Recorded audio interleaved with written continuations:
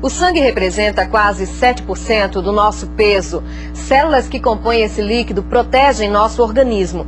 Em religiões como Testemunhas de Jeová, as transfusões são proibidas. O sangue é o nosso assunto de hoje da coluna Saúde. O corpo humano de um adulto contém cerca de 5 litros de sangue, o que representa de 7 a 8% do peso de cada pessoa. Ele é bombeado pelo coração e leva oxigênio e nutrientes a todas as células. Nesse trajeto feito no nosso corpo, o sangue percorre uma distância incrível em uma velocidade alucinante.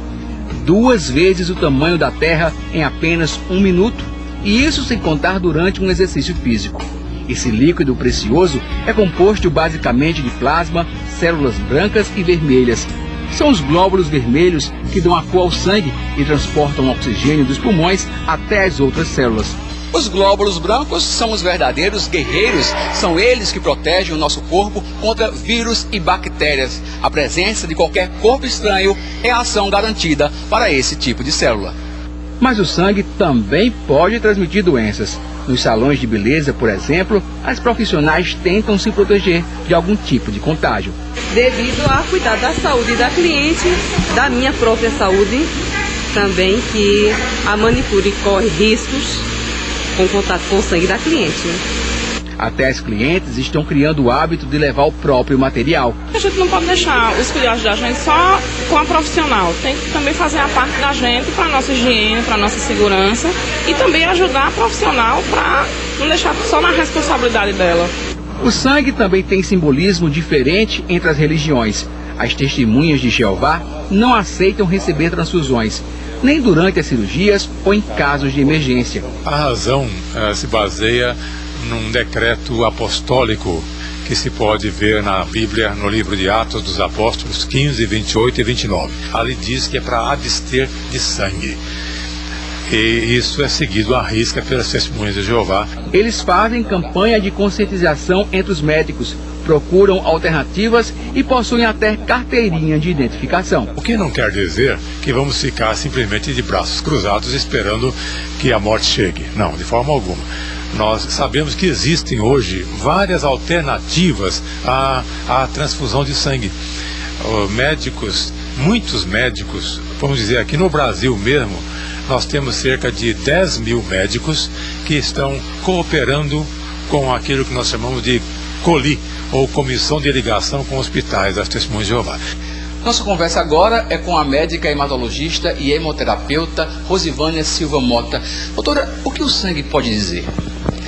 Tudo, na verdade. Se você pensar que o sangue, ele passa em todas as partes do nosso corpo, então tudo que repercutir em qualquer outro sistema, qualquer doença que comece em qualquer outro sistema, mesmo que não seja diretamente no sangue, vai ter algum indício, algum sinal no sangue. Quais são as doenças mais frequentes em relação ao sangue?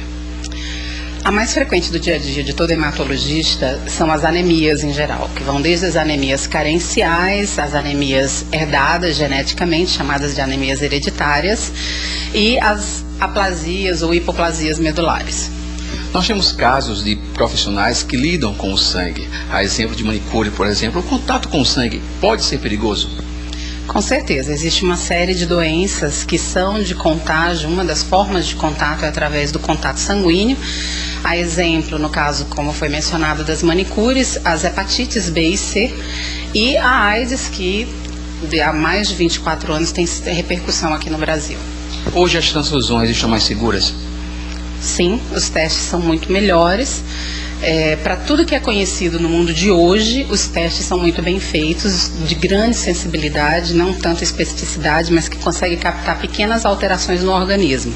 O problema numa transfusão é você imaginar a longo prazo as doenças que ainda não foram descobertas e que vão ser descobertas no futuro. Essas ainda não são testadas. A gente conhece alguns casos de pessoas que retiram sangue e aplicam nelas mesmas. Isso é correto? Qual o risco?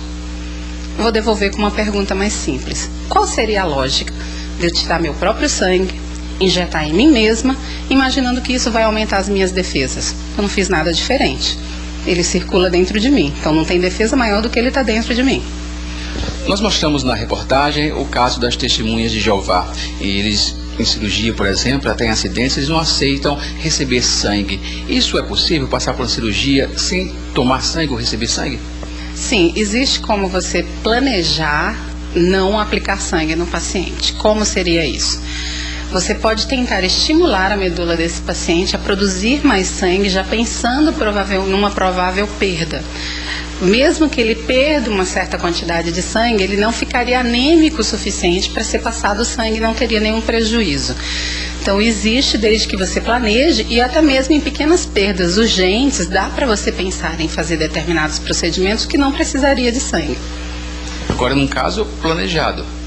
Planejado. Até mesmo junto aos Testemunhas de Jeová, a gente tem feito uma campanha intensa para que todos eles estejam sempre muito bem de sangue, para caso aconteça alguma urgência, alguma emergência e eles sangrem, não seja preciso essa decisão cruel para o médico que está atuando na hora decidir se vai ou não passar sangue, porque na verdade só vai se passar se extremamente necessário. A senhora falou nas anemias. Elas são comuns por quê? Cerca de 80% do consultório médico de um hematologista é de anemias. Elas são bastante comuns. As anemias mais comuns são as carenciais. A gente vive numa região onde as pessoas não se alimentam adequadamente, não há um balanceamento, uma escolha adequada e em quantidade adequada. Então é comum ver anemias por carência de ferro, de ácido fólico, de vitamina B12, principalmente mais por carência vitamínica, por carência alimentar. Existe alguma forma de cuidar do sangue? Isso seria importante? Existe sim, se você pensar que existem aqueles alimentos que são primordiais para que minha fábricazinha esteja funcionando, então você imagina que nossa fábrica funciona às custas de ferro, de ácido fólico e vitamina B12. Então basicamente seria o quê? Folhas e grãos verdes escuros e carne vermelha. Então só pensando nisso no dia a dia, acrescentando com mais frequência no dia a dia, isso já favoreceria que você tivesse um sangue sempre em boas condições. Muito obrigado então por sua entrevista. Obrigada a você pela oportunidade.